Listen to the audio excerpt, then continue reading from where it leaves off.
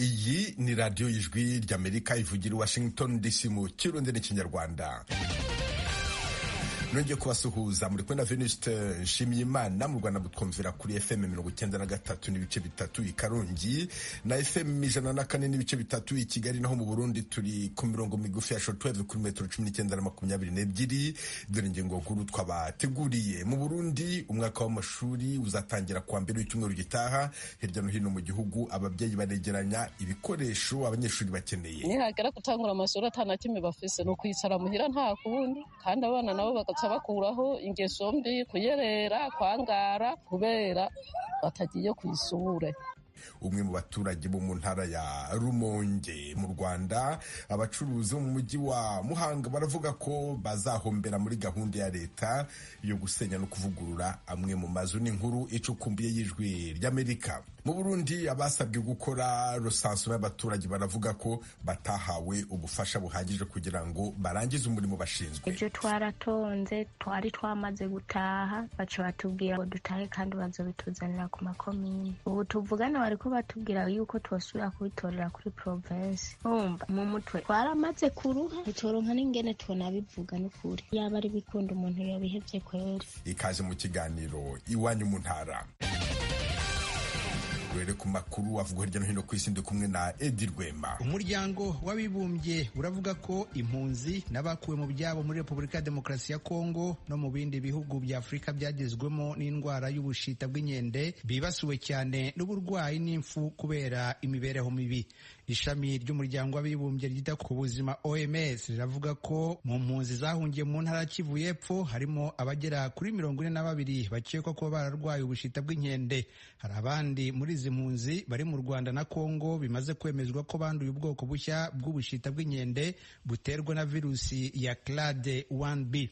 Muganga Allen Mayina ushinzwe imibereho myiza mu ishami ry'umuryango w'abibumbye ryita ku mpunzi yavuze ko abakekwaho ubwandu benshi biganje mu gace k'intara ziberamo imirwano, ahari abakuwe mu byabo bagera kuri 7,300,000.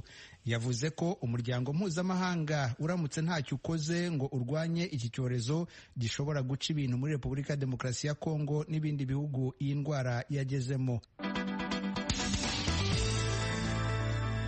Mukomeje gutega amatwi radiyo ijwi ry'Amerika. Umuyobozi w'ikirenga wa Irani Ayatollah Ali Khamenei kuri uyu wa kabiri yasabye guverinoma nshya y'icyo gihugu kiyobowe mu buryo bwa Kiislamu gushyiraho ingamba zihamye zo kugabanya imikoreshereze ya interineti. Ikoreshwa rya interineti muri Irani ryari risanzwe rigengwa n'amabwiriza akarishye. Avugana na guverinoma nshya yashizweho na Perezida Masoud Pezeshkian, Ayatollah Ali Khamenei yavuze ko hagomba kuba uburyo bwo kubahiriza amategeko n'ahatagaragarira amaso nko kuri interineti. Yasabye ko niba nta mategeko ahari abigenga akwiriye gushyirwaho, bityo ubutegetsi bugashingira kuri ayo mategeko bugenga imikoreshereze ya interineti mu gihugu. Amagambo ya Ayatollah Khamenei aje mu gihe Perezida Masoud Pezeshkian yari yarasezeranije rubanda kuzadohora ku mategeko akakaye agenga imikoreshereze ya interineti mu gihugu mu gihe yiyamamazaga.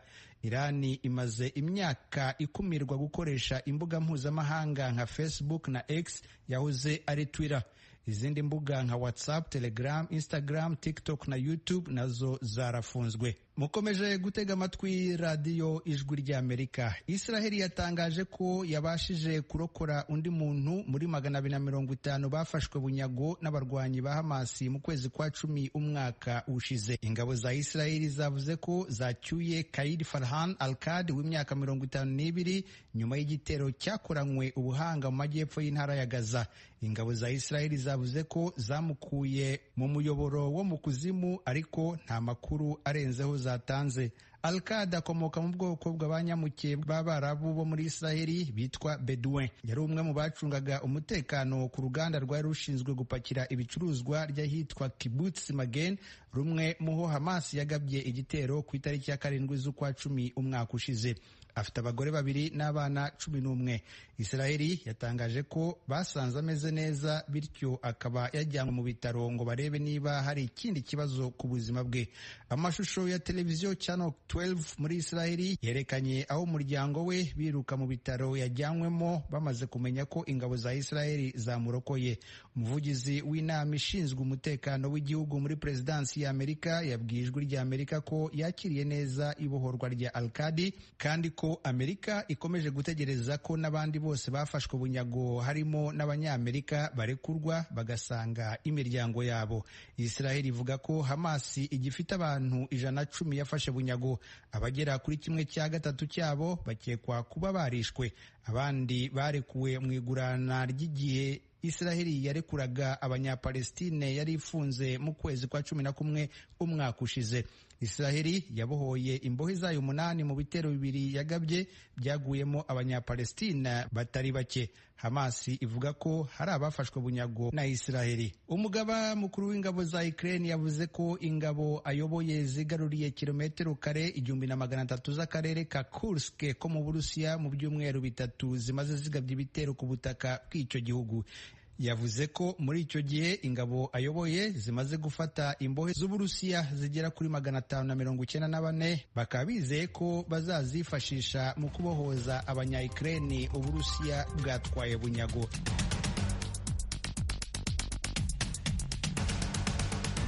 Urakoze Edi Rwema. Mushobora kandi kumva ibiganiro byacu muciye ku rubuga rwa interineti kuri wa3.radio@voa.com no ku mbuga za Facebook, YouTube na Instagram. Aderesi yacu ni VOA Radio yacu. Iwanyu mu ntara. Tuyagire mwisanzuye kwijwi rya Amerika. Ni kuva kuwa mbere gushika kuwa gatanu kuva 7 gushika 7:30 z'umutaga. Iwanyu mu ntara, iwanyu mu ntara, iwanyu mu ntara.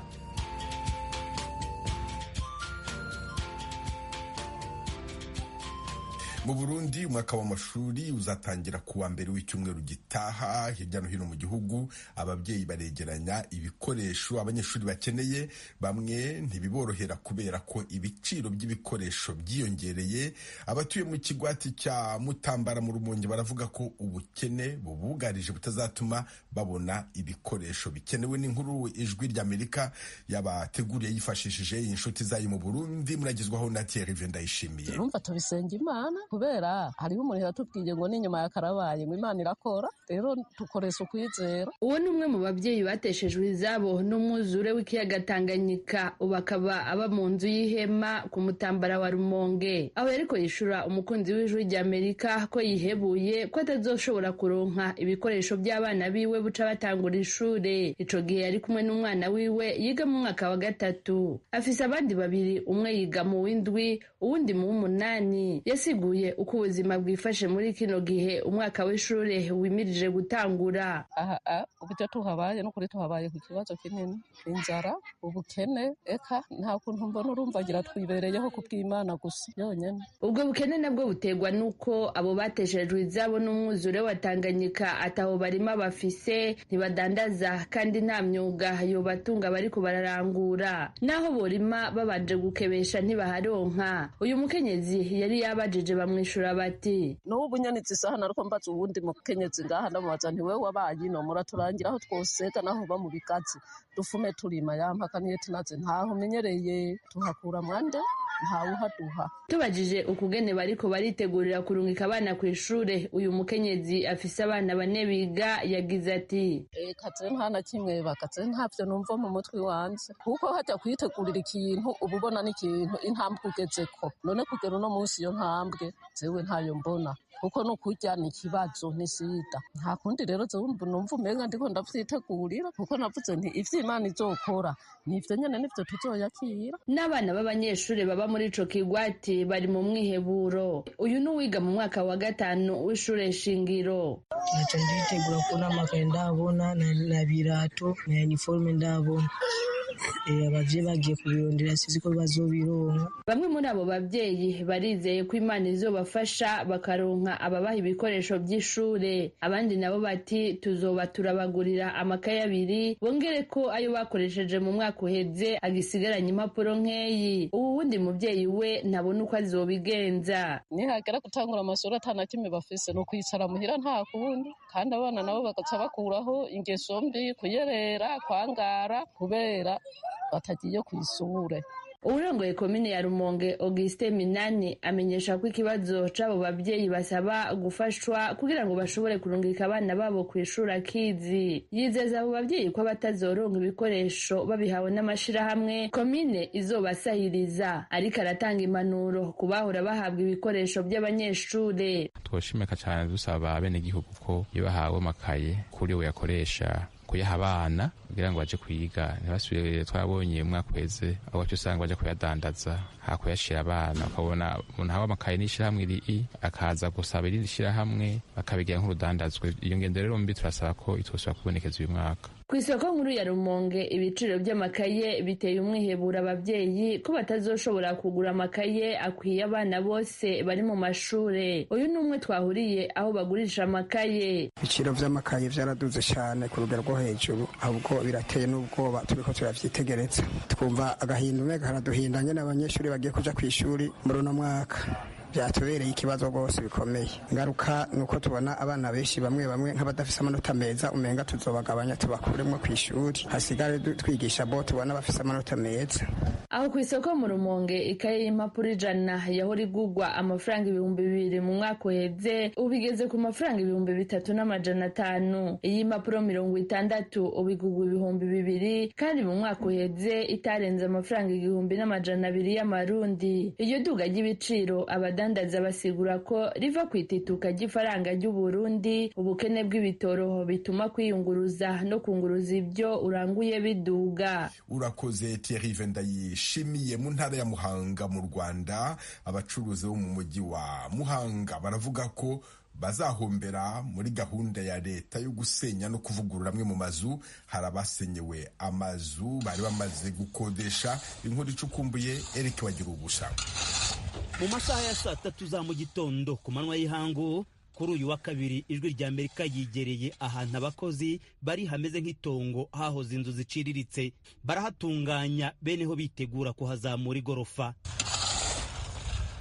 Ni neza ku muhanda munini Kigali Kanyaru. Aha kimwe n'ahandi hahoze hakoreramo abacuruzi batandukanye, bavuga ko ubutegetsi bwabatunguye bubasohoraho bakoreraga nta nteguza. Bakemeza ko ba nyir'amazu basabwa kuyavugurura cyangwa kuyasenya bakubaka bundi bushya mu kubahiriza igishushanyo mbonera cy'umujyi batigeze babamenyesha, ahubwo bo bagakomeza kubishyuza amafaranga y'ubukode. Uyu mucuruzi utifuje kugaragaza imyirondoro ye kubw'impungenge z'umutekano we asanga ibyababayeho bitari bikwiye. Twarahungabanyijwe pe, ntago ari byiza. Nawe reba nyine kuba wacuruzaga ufite clientele, ufite abakiriya, uri kwiseta wizeye ko uzakomeza ugakora nta kibazo, ugatungurwa nyine no kugira ngo baze bashyireho igipapuro ati ntabwo mwemerewe gukoreramo hano, tugiye kuhasenya. Wenda ni itegeko rya leta ariko ntabwo baduteguje, byibuze niyo baduha n'amezi n'atatu yo kwitegura. Kubw'uyu mucuruzi ibihombo ni byose. Twarahombye pe. Urabizi alimantasiyo zibamo amata, zibamo imigati, zibamo amaforomaje, zibamo amatofu, zibamo ibiki byose. Ibyo byose bimwe twarabijugunye. Mu bikorwa by'ubucuruzi ijwi rya Amerika ryabonye byafunzwe hano mu karere ka Muhanga harimo n'inzu zacuruzaga imiti. Uyu yakoreraga imwe muri za farumasi zafunzwe. Avuga ko byadutunguye kubera ko nta rwandiko twabonye, ariko birashoboka ko nyir'inzu we bitamutunguye. Kuva ku itariki 6 ntabwo turi gukora, ko tubategereza ko batwemerera gukora ahandi ku yindi nzu bitewe n'ubwoko nyine bw'iyo bizinesi dukora. Aha mu karere ka Muhanga, yaba umucuruzi wakodeshaga ndetse na ba nyir'amazu yafunzwe, biragoye ko wabona uwagira icyo agutangariza yisanzuye. Nugerageza gutinyuka ntabura kuvuga kebaguza. Bakavuga ko badashaka kwiteranya n'ubutegetsi. Nta n'umwe mu bafite amazu yafunzwe wemeye kugira icyo adutangariza. Bamwe twabahamagaraga twamara guhura nabo bakatubwira ko bagize icyo batangaza byabagiraho ingaruka, ubundi baduha gahunda yo guhura nabo bakatubwira ko bitagishobotse. Tuganira n'abayobozi b'akarere ka Muhanga badutangarije ko abacuruzi babagejejeho ibibazo bagiranye na ba nyir'amazu. Bwana Gilbert Nshimiyimana, perezida wa njyanama y'akarere ka Muhanga, yatubwiye ko muri iki cyumweru biteguye kuba hagati y'impande zombi zifitanye ibibazo. Ntabwo ari kera rwose, ntabwo birenga iminsi 2 cyangwa 3 tutabikoze ngo bahure baganire, twumve uwarenganye, ikibazo cye tucyumve, tugihe umurongo. Njyewe ikibazo nanagejejweho ni icyo ngicyo cy'abacuruzi bakiriye amafaranga y'ubukode bucya basenya. Rero narabyumvise numva ntabwo byaba ari byo, birasaba ko ukuri kwabyo tuzakumenyera muri iyo nama. Ijwi rya Amerika yanavuganye n'abahagarariye urugaga rw'abikorera mu murenge wa Nyamabuye ubarizwamo ibikorwa by'ubucuruzi. Bwana Theophile Nkundi yubakuriye yavuze ko baba ba nyir'amazu ndetse n'abacuruzi bagiye bakorana inama n'ubutegetsi mu bihe bitandukanye bagahuriza ku gikorwa cyo kuvugurura umujyi. Yavuze ko ibyo abacuruzi batangaza bitari mu kuri. Umuntu wese nyine ashobora kuvuga ibyo ashatse bitewe n'uruhande yumva abogamiyemo cyangwa arimo, ariko batagize ibintu byo gushaka yenda kubeshya. Izo nama zose nkubwiye byagiye bivugwamo n'aba nyir'amazu ubwabo bari no muri izo nama, n'abacuruzi barimo bakabwirwa ko bagombye kuvugurura. Bwana Nkundi akavuga ko mu rwego rw'iterambere habayeho abananiwe kugendana n'impinduka. Ibyo nawe kandi urabizi nk'umuntu intellectuel, impinduka kandi uburyo n'iterambere biragendana. Hari ababyumva neza, hari abifata, hari n'abatabyumva na gato baba batanabishakaho kwishakira inyungu zibwite. Ntabwo kuvuga ngo uracururiza mu nzu imvura igwa ikakugwira wakwifuza kuyigumamo koko. Umwe mu bafite amazu ugiye gutangira kuzamura igorofa wanze kugira icyo adutangariza ntiyabuze kuduhamiriza ko hari abacuruzi batunguwe no gufungirwa ibikorwa byabo ba nyir'amazu batarabateguje. Kubw'uyu muturage ukora ubushabitsi butandukanye i Muhanga agasanga bene amazu bagahawe igihe gihagije bigafasha impande zombi. Mu by'ukuri niba nta mpamvu yindi ubuyobozi bugambiriye bakagombye kugira ngo ubishoboye abikore, ariko utabishoboye bakaba bamuha n'imyaka 5 cyangwa 10, ariko ntibazane kubagaho ngo bavuge ngo abantu basenye bahagarike izo nzu, kuko izo nzu nizo zari zitunze imiryango yabo. Umujyi wa Muhanga kimwe n'indi mijyi yunganira umurwa mukuru w'u Rwanda Kigali iri ku nkundura y'iterambere rigomba gusiga ivuguruwe, inyubako zigakurikiza igishushanyo mbonera cyagenewe buri mujyi. Nitwabashije kumenya umubare wa nyawo w'abasabwa kuvugurura cyangwa gusenya bakubaka bundi bushya. Gusa isoko zacu zikemeza ko inzu yose y'ubucuruzi iri ku muhanda mpuzamahanga mu mujyi wa Muhanga igomba kuba ari igorofa igeretse. Bagira ubusa Ijwi rya Amerika i Muhanga mu majyepfo y'u Rwanda. Mukomeje kumva radio y'Ijwi ry'Amerika ivugira Washington DC mu kirundi n'ikinyarwanda. Mu Burundi abasabwe gukora recensement y'abaturage, amazu, ubuhinzi n'ubworozi baravuga ko batahawe ubufasha buhagije kugira ngo barangize umurimo bashinzwe. N'inkuru Ijwi ry'Amerika bateguriye yifashishije inshuti zayo mu Burundi mugezwaho na Desire Hatungimana. Ahatandukanye mu gisagara ca Bujumbura canye mu gihugu hagati, abakunzi b'Ijwi ry'Amerika haranga umwiheburo bategerezwa gukora rusansuma y'abanyagihugu, inyubako, uburimyi n'ubworozi. Bamwe n'udusakoshi twabo bari baryamye hasi ku zuba, ubona ko ikigoyi kibarembeje. Abagifise utuguvu nabo hari abari mu turwi, abandi umwe ahava agenda agaruka. Hari n'ababazanya icyo bokora bijijanye imitima ku ngingo yo kwitahira. Mu myidogo myinshi bibaza uwo bakura ku ruzuba n'inzara by'iminsi 4, ubona ko benshi barambiwe. Ugerageje kwegera ngo muvugane akanka kuvuga ku gutinya umutekano wiwe. Abemeye kuvuga babicishije mu kwandika ubutumwa bugufi bwa WhatsApp bose ntibashima ko umwidondoro wabo umenyekana. Uyu ni uwo mu ntara ya Ngozi, hari saha 9 yagize ati: nibara tumaze indwi yose atanamazi tunywa, nukuri nitubona ivyo ari vyo. Ku Mikoni muri komine Bukinanyana y'intara ya Cibitoke, abakunzi b'Ijwi ry'Amerika bahahuriye n'abagiye kurondera ico bihembuza. Ni nko ku birometero birenga 4 uvuye Butara, aho baronkera inyigisho. Wavuganye n'abakunzi b'Ijwi ry'Amerika yagize ati: nk'ubu twari tuje kurondera ivyo tujya turabibuze, nta kintu na kimwe turaronka, nta n'igikoresho na kimwe baraduha, nuko tizuba gusa. Abava kure bamaze kwitahira kubera kurambirwa.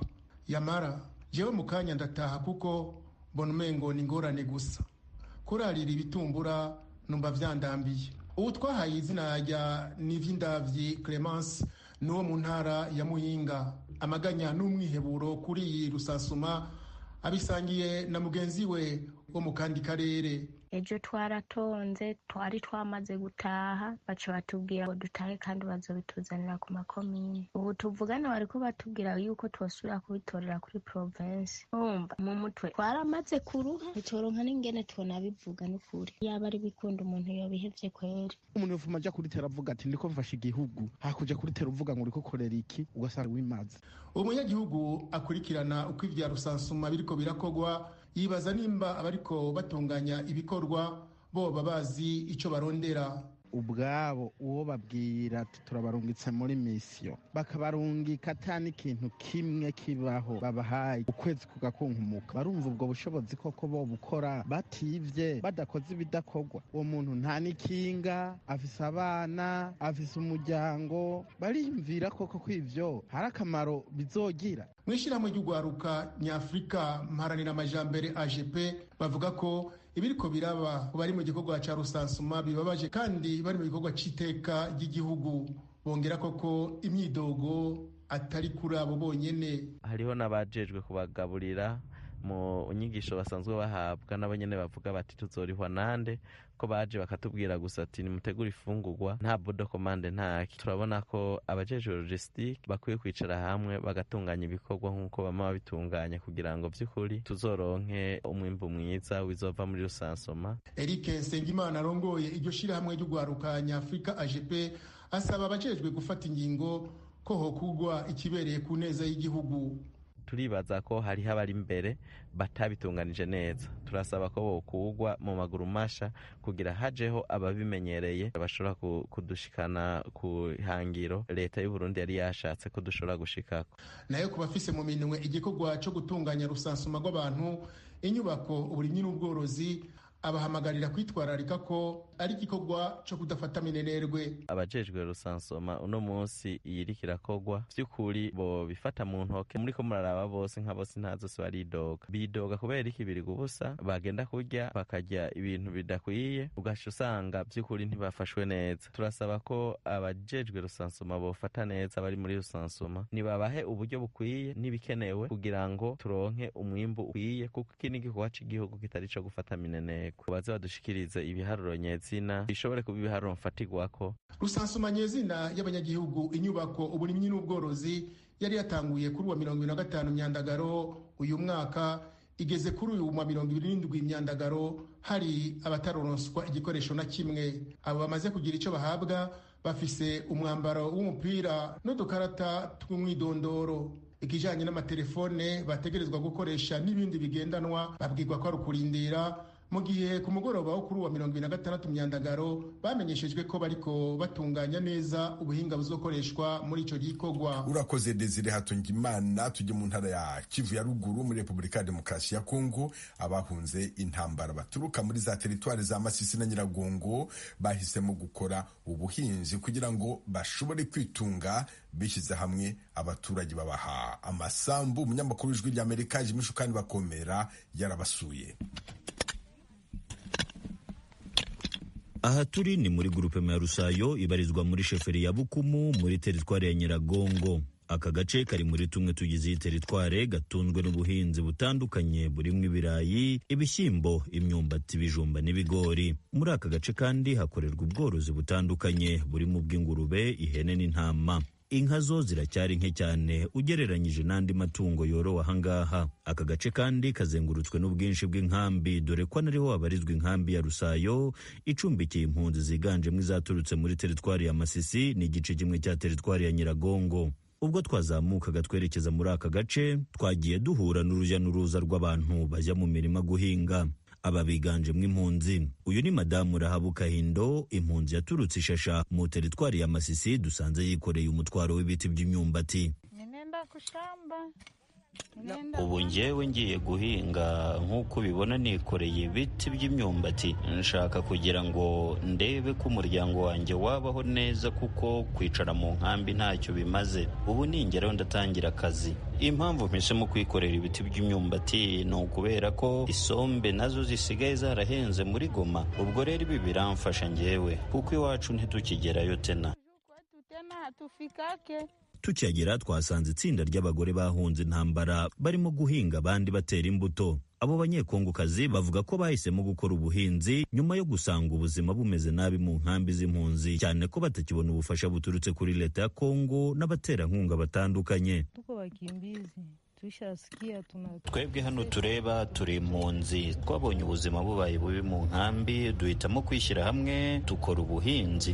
Twaraje ahangaha muri Nyiragongo dusaba abaturage basanzwe bafite imirima baduha ku mirima. Nk'uko ubibona ahangaha turahinga imihoko, ibijumba, ibishyimbo ndetse n'ibigori. Ibyo byose rero tubikora kugira ngo imiryango yacu ibeho neza. Ubuhunzi nibwo bwatumye dutekereza dutyo. Twabonye turambiwe imfashanyo kandi nazo zitazira ku gihe, niho twahisemo kwishyira hamwe ngo duhinge. Ibi twabikoze kugira ngo turebe ko twabona n'amafaranga make yo gufasha imiryango yacu.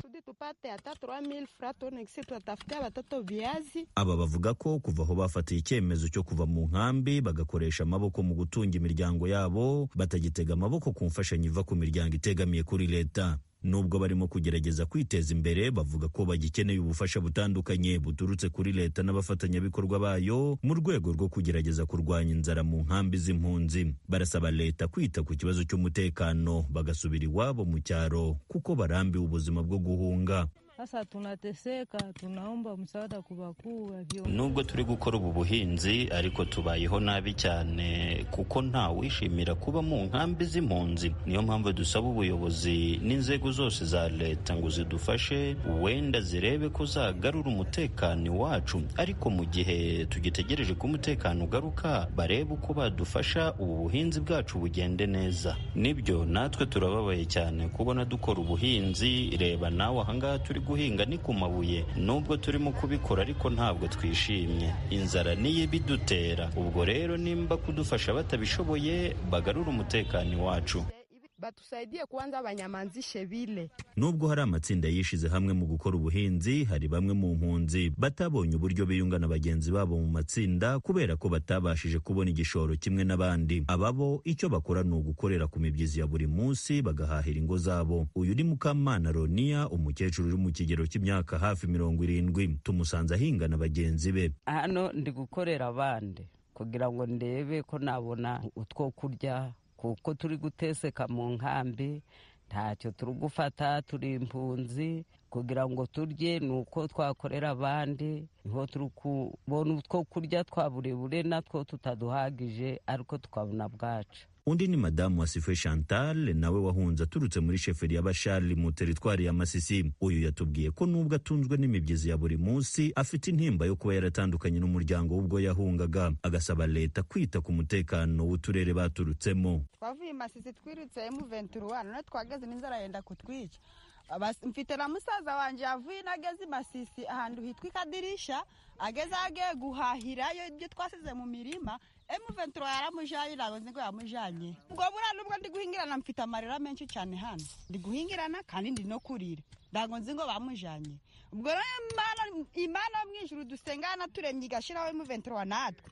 Turakeneye kugira ngo ikoreremo uyu perezida wacu kuko turapfuye turatesetse sana. Ijwi rya Amerika yagerageje kumenya nimba hari icyo ubuyobozi bukora mu gufasha aba bagore, ariko ntibyadukundiye. Twagerageje kuvugana n'umuyobozi w'ikigo cya leta gishinzwe ubuhinzi n'ubworozi ariko ntiyafata telefoni. Abahanga mu by'ubuhinzi bavuga ko kuva aho intambara zuburiye mu burasirazuba bwa Kongo, ubuhinzi n'ubworozi butagikorwa nk'uko byari biri kubera ko teritwari za Masisi na Rucuru zifatwa nk'izikora ubuhinzi cyane kurusha ahandi mu ntara Kivu ya ruguru zirimo umutekano muke. Ibyo kandi byateye izamuka ry'ibiciro by'ibiribwa n'ibindi bikenerwa mu buzima bwa buri munsi bw'abaturage. Umujyi wa Goma ni wo wakozweho cyane n'ingaruka ry'izamuka ry'ibiciro ku masoko kurusha utundi duce twose two muri Kivu ya ruguru. Jimmy Shukrani Bakomera, Ijwi rya Amerika, Igoma.